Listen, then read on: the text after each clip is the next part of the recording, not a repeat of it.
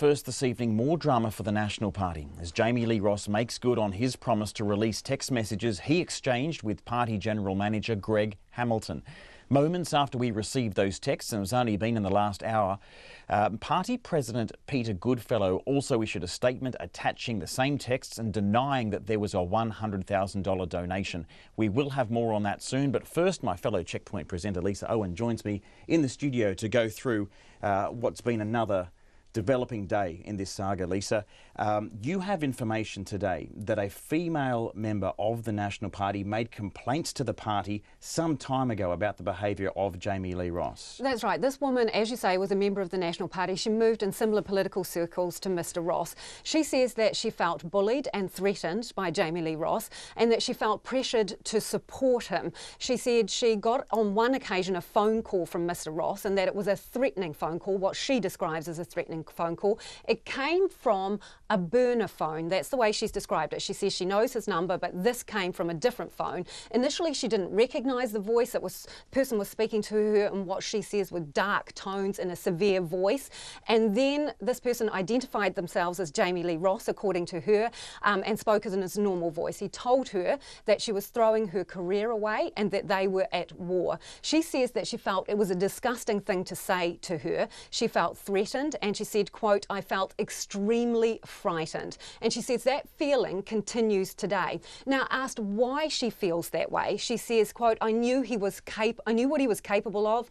I knew the circles he ran in. Now, this woman also received calls from a man called Simon Lusk. Loosely, you would say he's kind of a political operative. He featured in the book Dirty Politics, and he is known to work with Jami Lee Ross. This woman says that she was offered political advancement and support in her career as long as she unquestioningly supported Jami Lee Ross. And she says, her words, that she felt like it was blackmail in a way. Support Jami Lee Ross and good things will come to you. If you don't, they won't. Now, what's important here is that we have sought comment from both Simon Lusk as well as Jami Lee Ross today on these accusations, haven't we? Yeah, absolutely. We have approached Simon Lusk. He's refused to talk to us.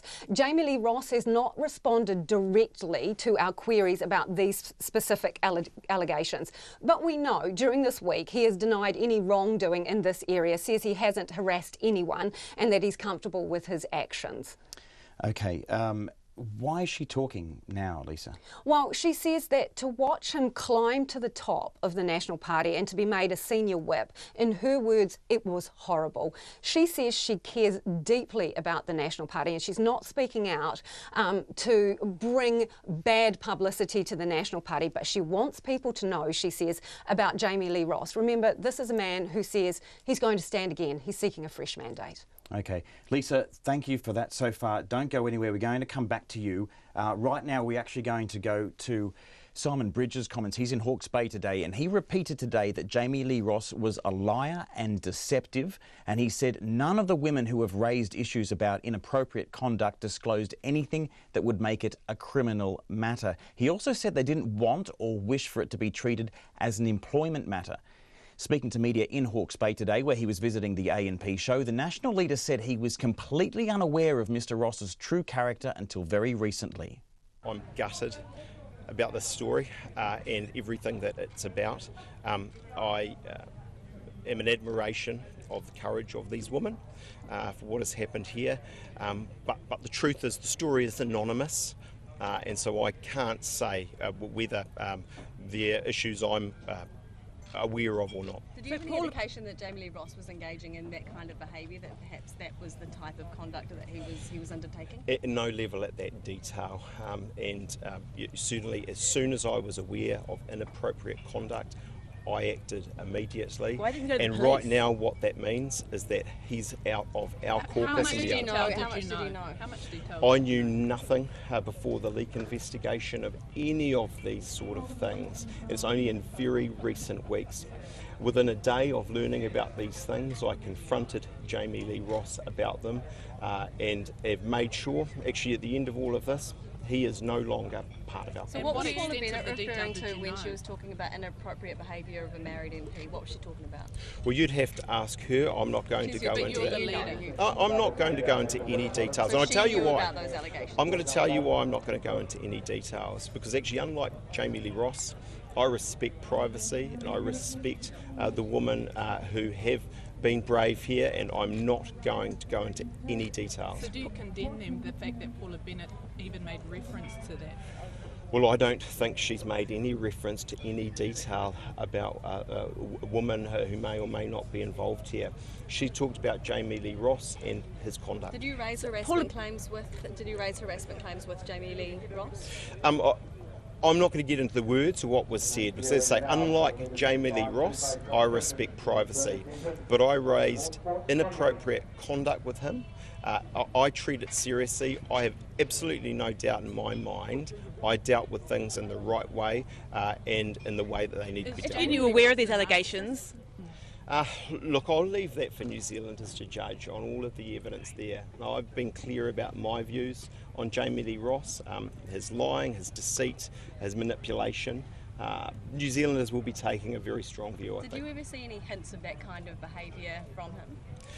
You know, Jami Lee Ross, a clever, as I say, a deceitful person, and when the leak inquiry happened, I did not know who it was. You know, it's, as I say, only in very recent weeks that we've started to understand some of what has happened. Any indications that he was a narcissist, that he was manipulative, any of these accusations that these women have put forward? Did you have any hint that that was the kind of person he was? No, I was completely unaware of these matters. Paula Bennett says that the National Party is providing support to these four women.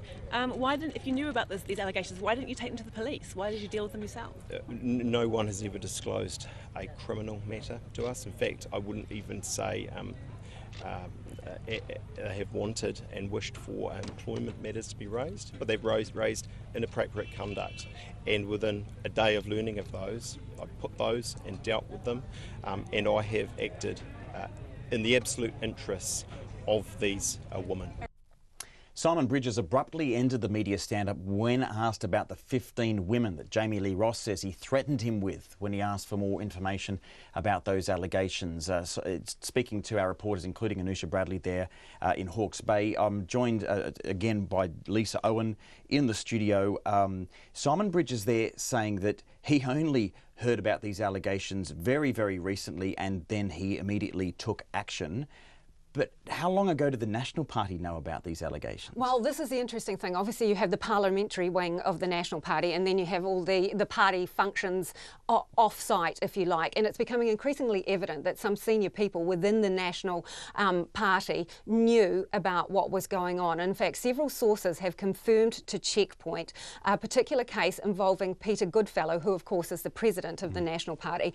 Now, Peter Goodfellow, according to these sources, facilitated what has been described as a gentleman's agreement, in essence a confidentiality agreement with a female complainant, a woman who complained about Jami Lee Ross's bullying behaviour and raised her concerns about harassment from Jami Lee Ross. Peter Goodfellow was, according to these sources, in a room with this complainant, knew of her concerns, along with other senior National Party members who were also present. This woman then went on to sign the so-called gentleman's agreement, which, well, I suppose the purpose of it was to prevent her from speaking publicly about some of the issues that she had raised with Peter Goodfellow and other National Party members. Now, we've made multiple attempts to discuss this with Peter Goodfellow.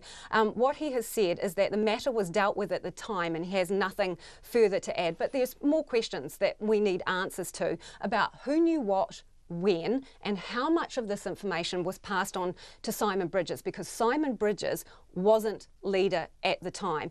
And in fact, Checkpoint has a statement from a National Party spokesperson in Parliament who has reiterated, obviously, Simon Bridges' position that the behaviour, the concerning behaviour, has only apparently surfaced in the past month. The other step we've taken here at Checkpoint, and I've got a list right here in front of me of all the National Party board members, we have sent emails to each and every one of those board members. We're awaiting replies from most of them. What we want to know is when the National Party board or executive first received complaints of any nature about Jami Lee Ross, because that's a missing piece of the puzzle. Right, okay. Anything else about, or any other information or allegations about Jami Lee Ross's behaviour? Yeah, certainly. There is one other very interesting aspect which has surfaced during our speaking to numerous people over the last few days. Checkpoint is now aware of the fact that Mr Ross was involved, according to sources, in facilitating a trespass notice against another member of the National Party. So this person went to attend a National Party meeting and was presented with a trespass notice preventing them from entering. It wasn't given to them by Jami Lee Ross, but it was given to them by a person who said they were acting on Jami Lee Ross's advice. So it was signed off by another official, but the individual who was trespassed was told that they were receiving this document because they had disrespected Mr Ross's family and were not welcome at this National Party meeting, even though they were a member of the National Party. That was also bumped up to National Party officials and dealt with, and that person then proceeded to attend future meetings. Right, okay. Thank you very much for the update, Lisa Owen. There's obviously a lot more to come on this, so do stay tuned to Checkpoint.